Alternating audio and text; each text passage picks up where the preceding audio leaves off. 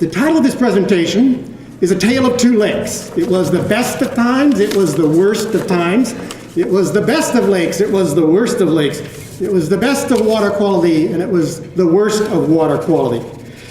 This area and both lakes are utterly unique in the United States. And I'm going to explain why that is, why they're special, why this group is special, why what we have done is special, and why it is so important. First, you need to understand what it is we're trying to achieve. When you hear guys like Jason talk, he talks about nutrients, right? That's because he's a general manager now. What he really means is fertilizer. And fertilizer is phosphorus and nitrogen. If you go into Home Depot and you pick up a bag of fertilizer, it has 3 numbers on it, 22, 5. First one's nitrogen, second one's phosphorus, last one's iron. You put that on your lawn to grow grass. And nutrients are fertilizer, nitrogen and phosphorus, just like you heard Hope describe. And when you put fertilizer in your lake, you don't grow grass, you grow algae. This is entirely about algae and having too much algae.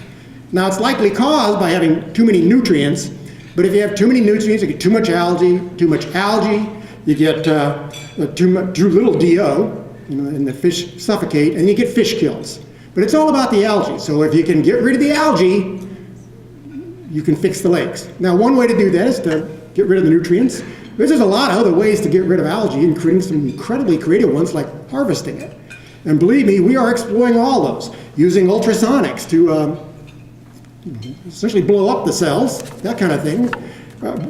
We have explored innumerable snake oil alternatives for how to deal with algae over time. Anybody who's ever here as a task force with a couple of $1 million to spend gets a lot of proposals about, hey, I can fix this. Most of those work pretty good for a golf course pond, but not so hot on a 3,000-acre lake. It's all about the algae. So let me talk about this tale of two lakes, and let me start with Canyon Lake and why it's utterly unique in the United States.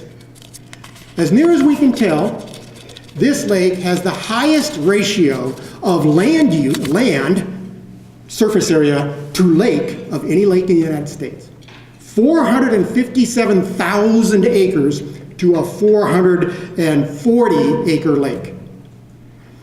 That isn't how God designed it.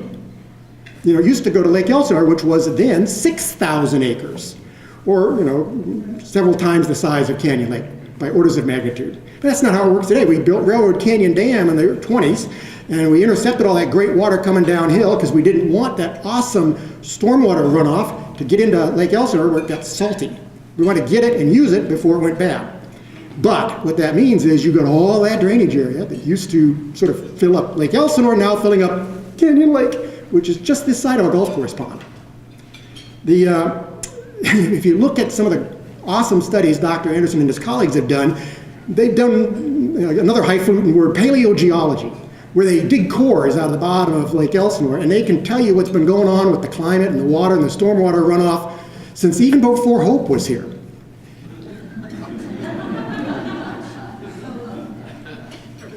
Yeah, I know, that's the advantage of being last. And what we know for a fact is that this hydrology, this radically erratic hydrology of very wet years followed by many, many years of dry years is not new.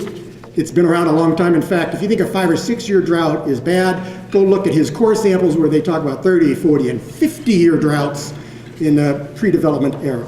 So this is a big deal. And of course, the other thing you find out is that if you look at those core samples, it's about 800 feet of silt till you hit the bedrock.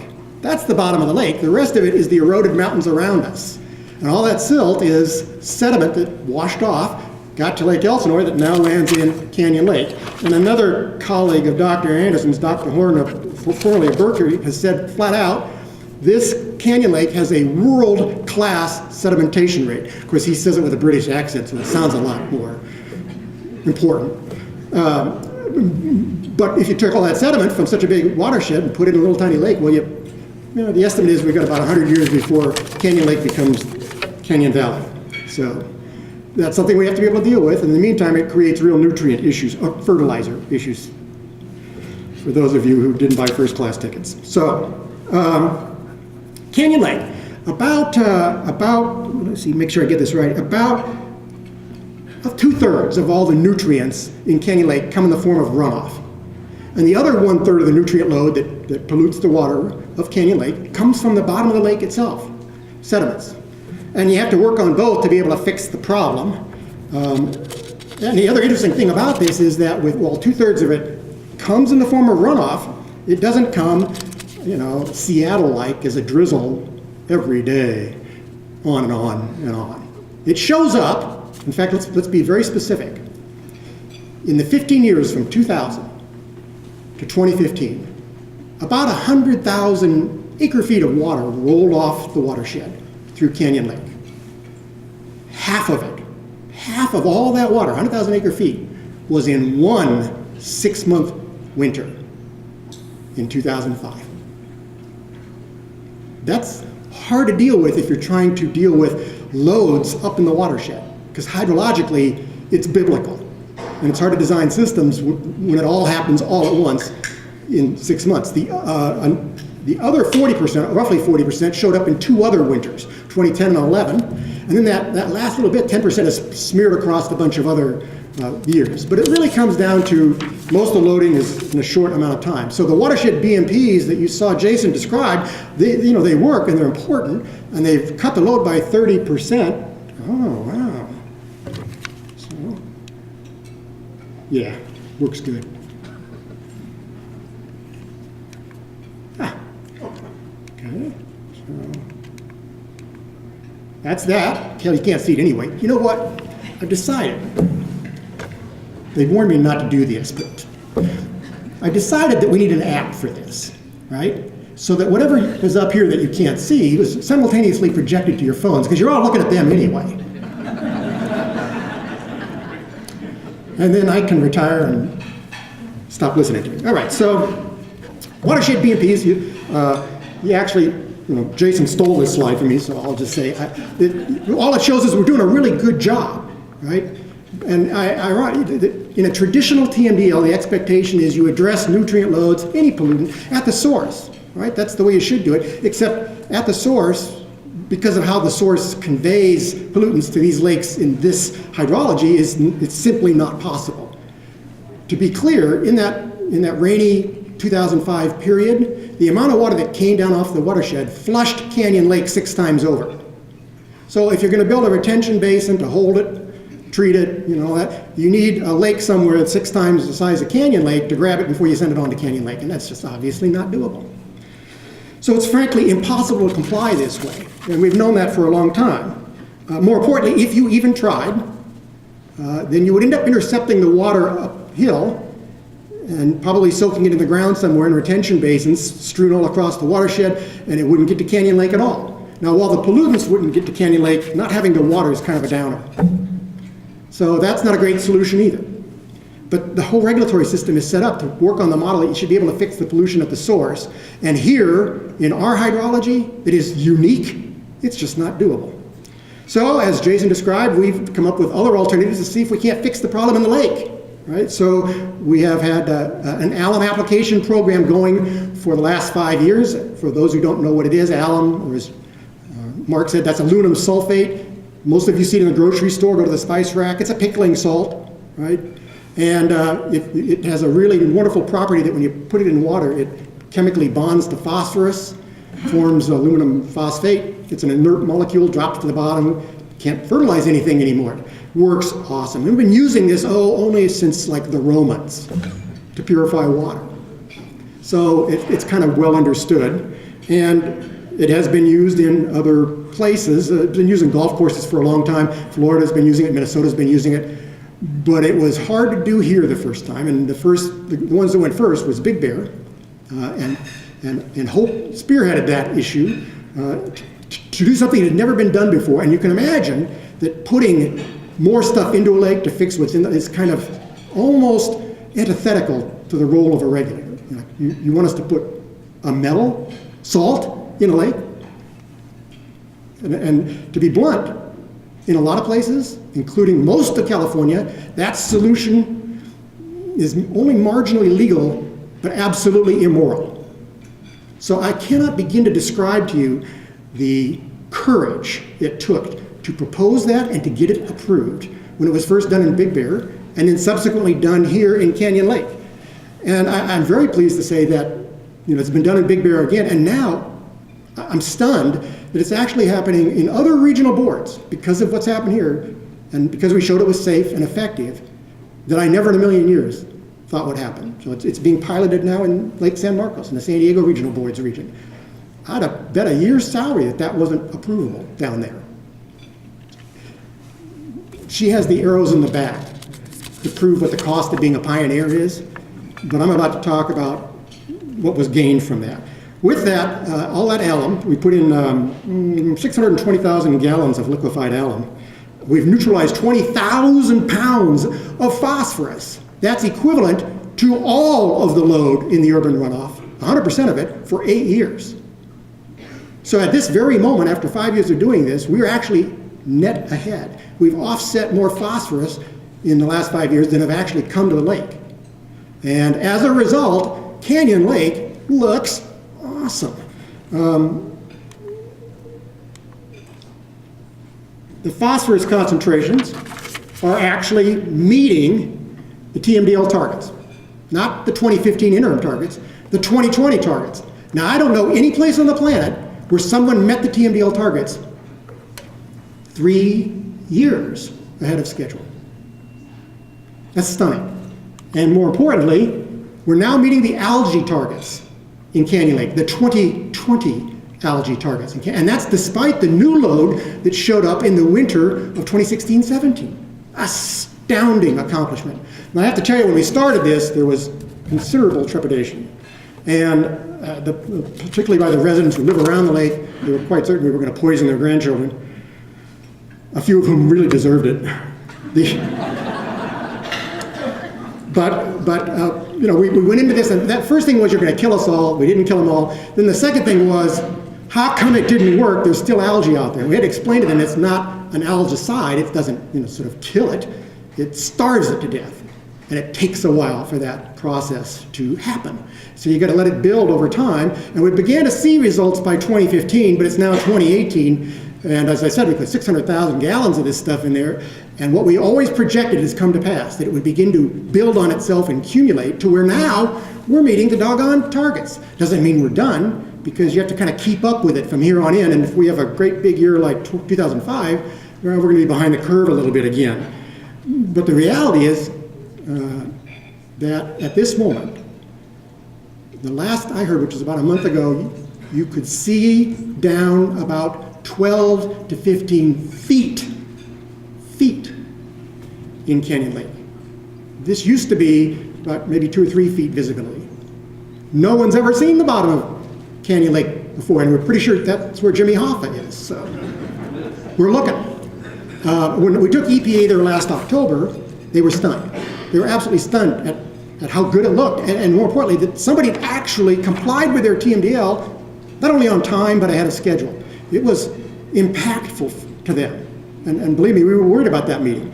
And I think it helped turn the corner on this notion of the morality of these things, if the outcome is the only way you can achieve it. So it's quite the trend. They say a picture is worth 1,000 words. This is a satellite photo that has been color enhanced to show where the algae is and isn't. This particular one is from February of 2015. All that blue area represents the main body and the east bay of Canyon Lake, which is in compliance with the algae standard. You'll notice, however, that yellowish area above the causeway is showing that it still has a problem. Well, prior to this, we had never applied alum up there. So what I love about this picture is it shows you in an instant the before and after effects of alum, right? Because no alum above the causeway, alum below the causeway, non-compliance, compliance. But because of this very satellite photo, we said, we need to expand our alum program. And from then on, we started applying alum to the North Causeway area as well. And guess what? This picture is from August, summer of 2017. This is when algae flourishes. And that's the color-enhanced photo. You don't see any yellow, you don't see any red. It isn't because we forgot to do it, it's because there wasn't any algae. Or at least there wasn't any algae in excess of the standards. We did it. We did it. It's the most successful nutrient TMDL in the country. Not just in California, in the country. And I know, because I run all over the country. If you doubt, I will show you my Delta frequent flyer account, which at this moment has 3 million miles in it. Not the cheap ones you get with your credit card, the kind you earn sitting in hard seats like this. 3 million miles. It's the most successful TMDL in the country. And by the way, the second most successful is the bacteria TMDL just up the road from here. If you forget how important that is, this is a picture from February of 2003, a year before the TMDL came into existence. That red is Canyon Lake, with more than 80 parts per billion of algae across the entire water body. That's where we started. And this was last summer. That, folks, is heaven. That's what heaven looks like in the TMDL universe. And this is the reward, which is, this is an excerpt from the Friday Flyer, which is a local newspaper for Canyon Lake. And this was after just 3 years. So it's 3 years ago when they're bragging about how good the water clarity is in Canyon Lake. And as of 2015, the residents who've been there since the beginning, which is 40 years, said it's the best water quality they had ever seen. And in the time since that statement was made, we can now see twice as deep as we could see when they were already lauding how good this program was. That's an amazing story. That's an amazing story. We're doing it for maybe a couple $100,000 a year. Now, by contrast, if we had to go deal with the fertilizer uphill, that's about $20 million a year. And doesn't really fix the lake because it deprives the lake of water. So you can spend 100 times more money, but not get anything close to this kind of immoral success. Fortunately, as a consultant, I traded my conscience to the devil years ago. Morality doesn't concern me in the least. All right, so that's the good news. That's the best of lakes. Now we get to talk about Lake Elsinore. That's a much tougher nut to crack. It is a terminal lake, which means it really doesn't flush except in the extreme wet events like 1938, 1969, 1978, I think it did. So, but it hasn't actually leaked water over into Temescal Creek in probably 20 or more years. So it gets trapped there, and it evaporates. So in many ways, this is kind of a mini salt lake. So that white powder that everybody was talking about earlier, that's salt. The lake evaporates, leaves the white residue behind, that's salt. And if you go look at Salt Lake, there's a lot of that white powder all over the place. If it was California, you'd have a different theory about that, but it's Utah, so come on, stay. All right, we only get about 12 inches of rain in this watershed, but we evaporate 48 inches of rain off the lake.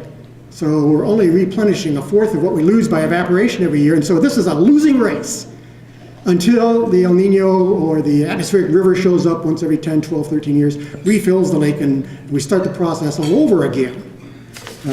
But as many of you probably know, the hydrology of this lake, look at this lake has broken a lot of hearts.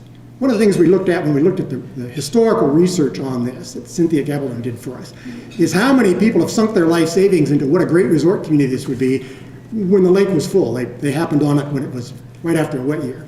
10 years later, they're looking at a mud flat, and the only thing empty is their bank account. So that's happened like 3 or 4 or 5 times. So, like I said, it's broken a lot of hearts. The paleogeology shows that particular phenomenon goes back centuries, if not millennia. When I talk about the tale of two lakes, actually I'm not referring to Canyon Lake and Lake Elsinore, I'm referring to Lake Elsinore. It is the tale of two lakes. It is the Jekyll and Hyde of lakes. For those of you old enough to remember, it's the Sybil of lakes. Okay, I'm gonna have to explain that one. Gotta bring my cultural references up to date, apparently. Sybil had multiple personality disorder. Big movie. All right, Google it. Unlike Canyon Lake, about 2/3 of the nutrient load, fertilizer into the water column in Lake Elsinore comes from the sediment. Only about 1/3 comes from the watershed, so it's kind of the reverse of Canyon Lake. And what that means is you could do everything you wanted upstream and it's not going to make a dent. In fact, we've had the esteemed Dr. Anderson model what would happen if we just zeroed out the watershed.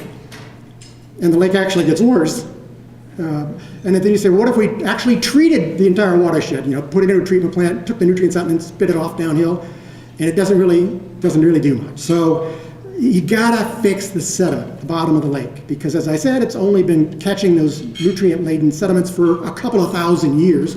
So as much as I'd like to blame us, we're only part of the problem. About 85%, actually it's about 85% of the load is in the bottom of the lake. So if you want to fix this lake, you got to work in the lake, and hence we end up with the LEMS project, the Lake Elsinore Aeration and Mixing System.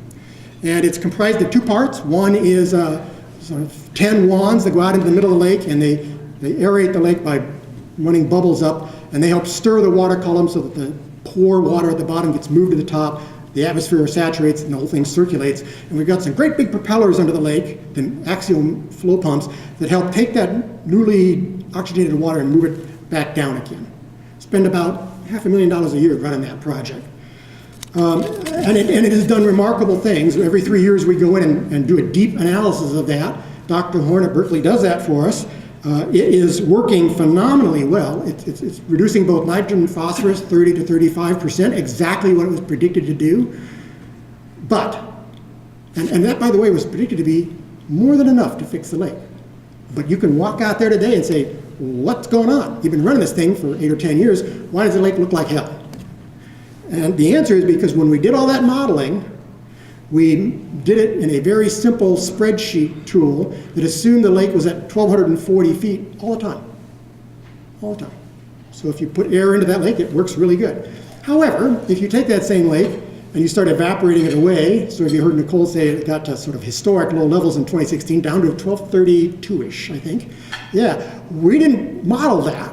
And what happens is you take away all that water, the nutrients stay behind, you concentrate everything. So that aeration system's chugging away, working like heck, and it can't keep up with the evaporation either. So the whole system doesn't work unless you have more water, which is why we add recycled water to the lake as well. One of the things we know about recycled water is that the lower the lake gets, the lousier it gets. Water fixes a lot of problems in this lake. And it isn't just a matter of being dilution. The lake needs water to be sort of a viable biological ecosystem. And when the lake gets below about 1235, it begins to go into catastrophic collapse, because the evaporation is concentrating nutrients and salt at such a rate that it stops being a freshwater lake. It looks more like an estuary. So the entire ecosystem, its freshwater, starts to collapse. The only thing that's still there is the stuff that can kind of tolerate salt. You know what really likes marginally salty water? Blue-green algae. That's where it came from. That's why we're here. That's how we got oxygen into the atmosphere, is blue-green algae taking over the oceans, doing its thing, and it likes kind of marginally salty water, and the reason we have an oxygen atmosphere is because of that.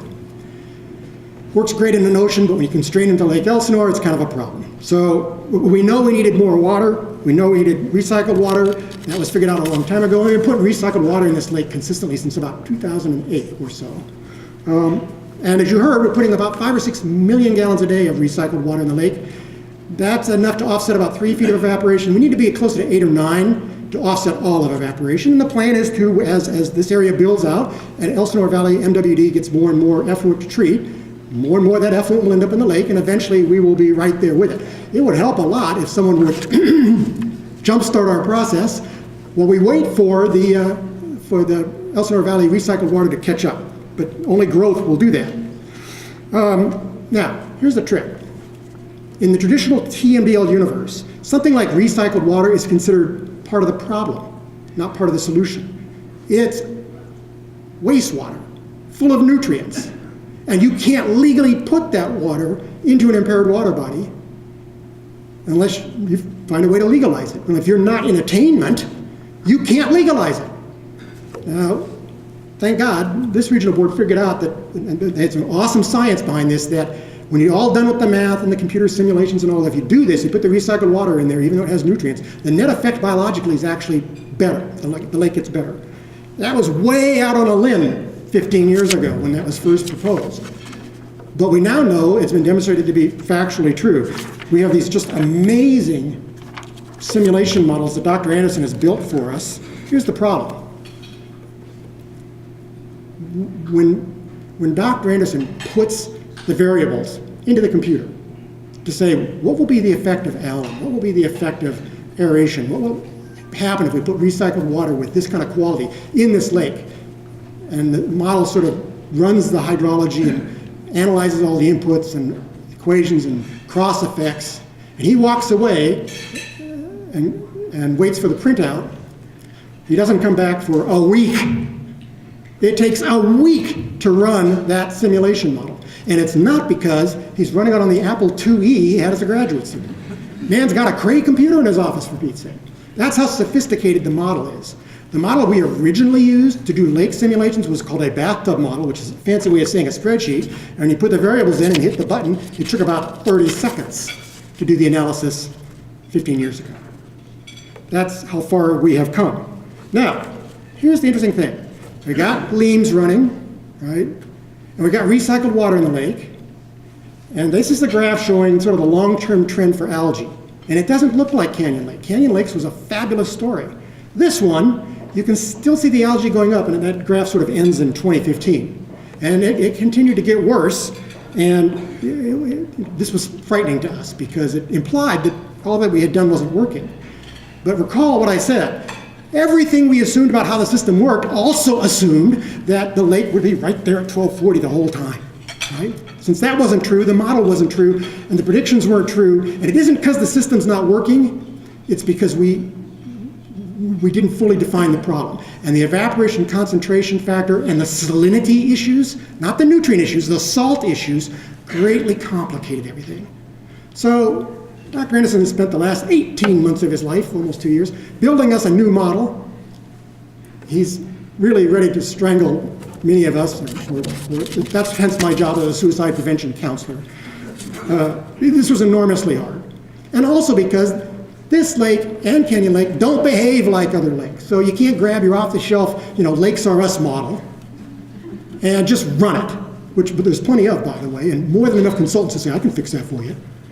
But these lakes aren't like other lakes. That hydrology ratio is off. The hydrology itself, the meteorology, is unlike anything these lakes are prepared for. And none of them knew what the hell to do with salt until he came along. So now we've got one. By the way, this effort to update the TMDL cost $500,000. We're in the second year. The drafts are on the street. Should have the finals in 6 months or so from now. And then we put it back in Hope's lap and say, see what you did? And she and her board will have to think about how they want to approve it. Okay, here's the satellite photo of Lake Elsinore. This one happens to be in July of 2017. The green area indicates that those portions of the lake in that one satellite overpass that were in compliance with the interim 2015 numbers. This is actually good news. Problem is, a month later, this was Lake Elsinore, and now all that yellow implies, well, we're not in compliance with the target, 2015 target, and we're a long way from the 2020 target. So we still have this problem of the lake cycling, and it's because even though it rained in 2016-17 and we gained a few feet, it wasn't what we would call a wet year. It was at best sort of an average year. And we thought it was real wet because, boy, we're reparched. But here we are again. It's 2018. It's not raining again. Jason suspended his work on the ark, and we're waiting. But this is a real uphill fight until we have more water. All right.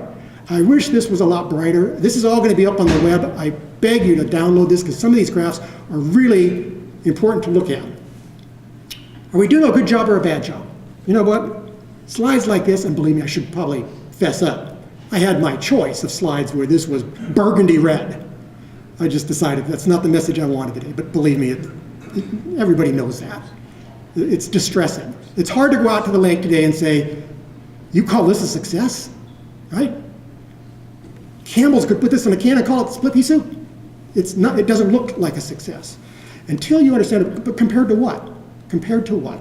Remember, it looks like a failure according to our bathtub models from 2003. If we're not making any progress in the lakes at 1240, it didn't consider what it would look like as the lake was evaporating down to 1235, 1236, and it didn't understand the catastrophic collapse phenomenon or the limitations that salinity imposed. What this graph says is, so here's the cool thing about Dr. Anderson's model.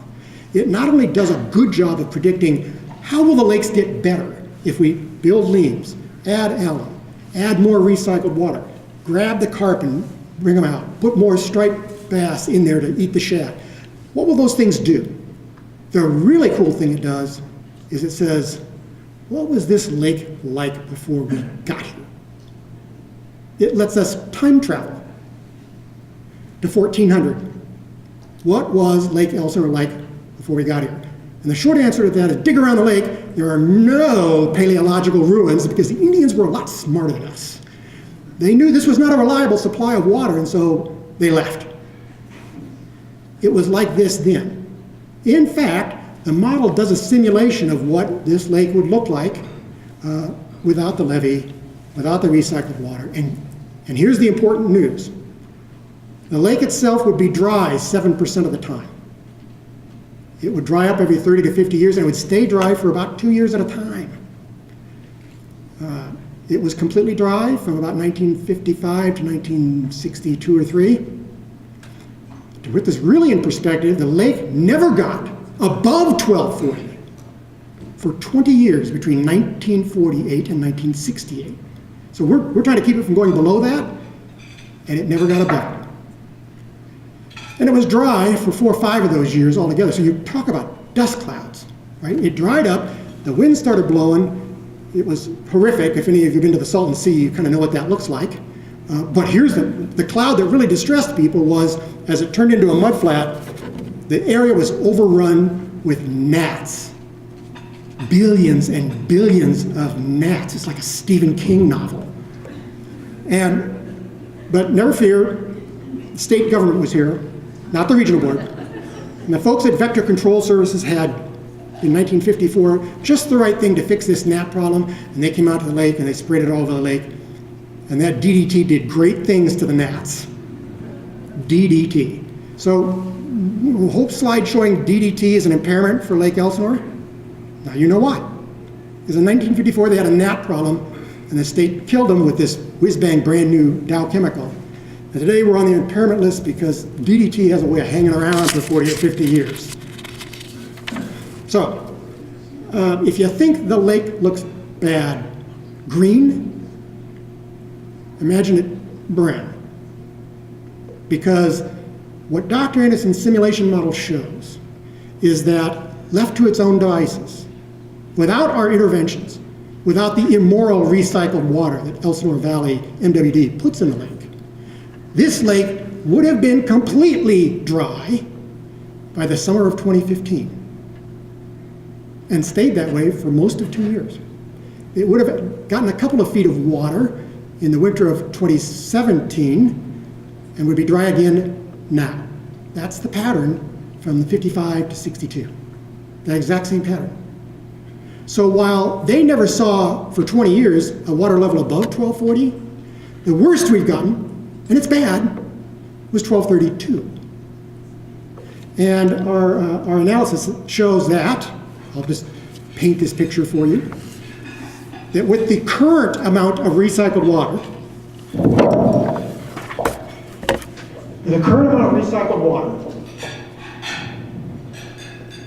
which is this green line here, the worst we'd ever get down to is about 1235 or so. Okay, and that's about where we got, 1235, 1232, right in here. You have this reddish brown line at the top shows how low the lake will go when we finally have 9 mgd of recycled water to work with. And you can see that the lowest point on this graph is well above 1240. It's about like 1243, 1244. So the 50s. The blue line is the natural background lake level. It's what the lake does without us. You see how there's no blue line here? That's the dry lake bed, 1956 to 1964.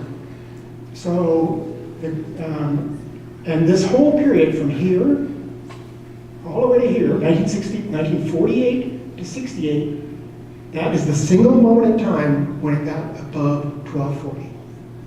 20 years, it never came close to hitting our target that we've only been slightly below 1 year in 2016 for a short period of time.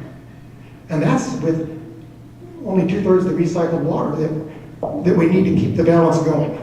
All right, so here's the deal.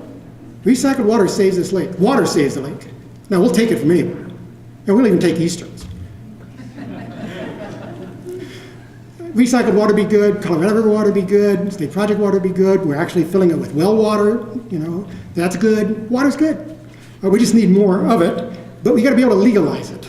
And so it's extremely important this TMDL recognize that and allow it to happen, because in the end it's part of the solution, not part of the problem.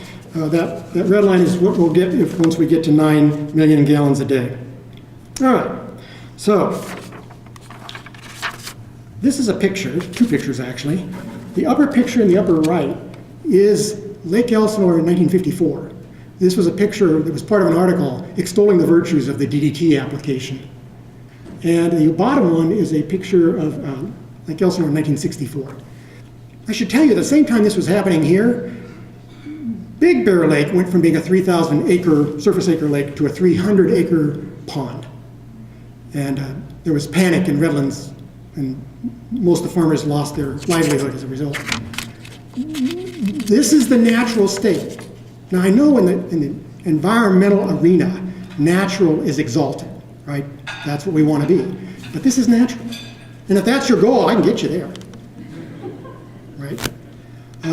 In fact, so when you think about the fact that out there today there's a lot of algae, I can promise you that we can prove to you scientifically that the amount of algae you see today is less than what would have been there naturally.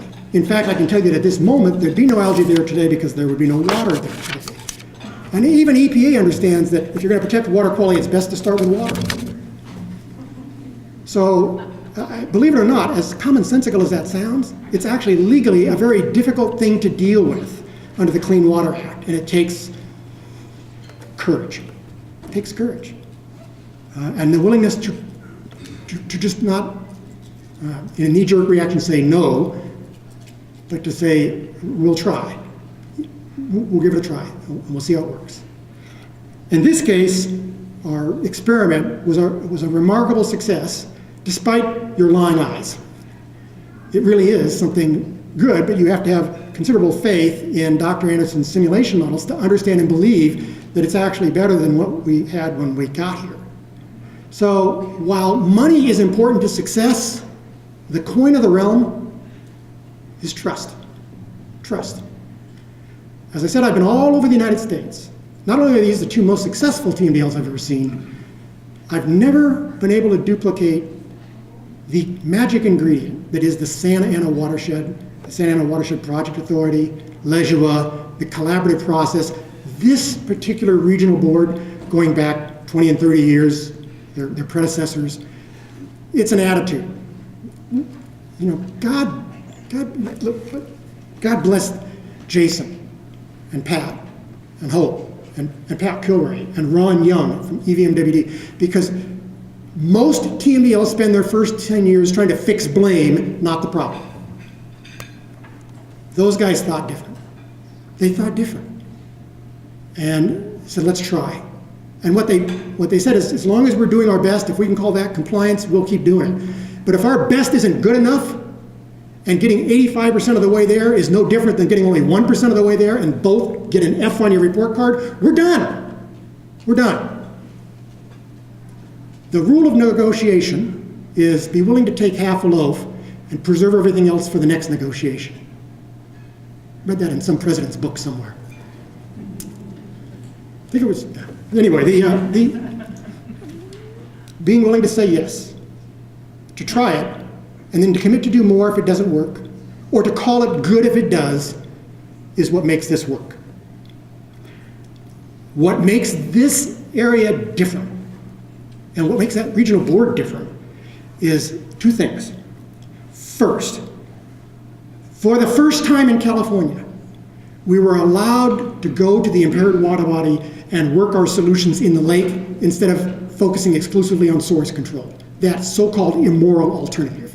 This was a difficult pill for the state board and EPA to swallow, but our results have trumped that skepticism. And the second, and equally important, is your willingness as a watershed to expand your own municipal and agricultural and industrial resources outside your jurisdiction. You're putting money into a lake or lakes that is not actually part of your city. Do you understand how rare that is? If you don't do that, then the only alternative is to spend it inside your city at 100 times the cost and 1/100th the benefit. That's your choice. Many, many, many years ago, I've been here, Hope and I came at the same time, about 1989. I used to have to sort of regularly talk to the Santa Ana Watershed Project Authority's board of directors. And at that time, there was a lot of discussion about why on earth do we do these task forces? Why are we doing the regional board's job for them? And the answer that my mentor, Mark's mentor, a guy who pretty much established this collaborative process 25, 30 years ago, Bernie Cavender, what he said was, we do it because thank God they let us. Take a look around at how it's done everywhere else, and what you see is a long list of litigation. Here, we don't have any litigation. The only litigation in the Santa Ana for decades has been the one water quality problem we didn't send through the task force process, the perchlorate issue. Every other issue we deal with in a room where we lock the doors and you don't get out until we find a way to move ahead. She's laughing because she knows it's true. I mean, it's true. And you can't sit in a room with somebody for 5 or 6 years or more, month after month after month, without finally imagining that person without any horns, right? And understanding the good faith, the willingness to try, and earning each other's trust. Trust. You're going to be asked about trust a lot in the next few years over a wide variety of other projects we're considering. LEAPS was just one of them. There's a number of other ones we'll be thinking about. But none of them are worth a damn if you can't trust the people who are proposing them and that they'll follow through on them. We've earned an enormous amount of trust in this watershed, and the data shows it was worth it. But it can go away like that. One act of bad faith and it's gone. And it's ugly out there. I've been there. It's ugly out there. So I'm begging you not just to puff up your chest and be proud of what you accomplished. Be proud of who you are. Because I have not seen this except on the rarest of occasions. It's a 30-year exercise in trust building, and none of us had to fall backwards into each other's arms to make it happen. If we're ever going to turn Lake Elsinore from something that is merely natural, which is still green, to something that it was always imagined it could be, which is Big Bear and Lake Tahoe, then it's going to require out-of-the-box thinking and trust on a scale that's going to test even you. But it's doable. It's doable. Why don't we give it a try? Are you in? 2, 3, 4. Come on. Are you in or not? Put your hand where your mouth is. That's what it's going to take. That's what it's going to take. It was hard getting here. Don't stop now.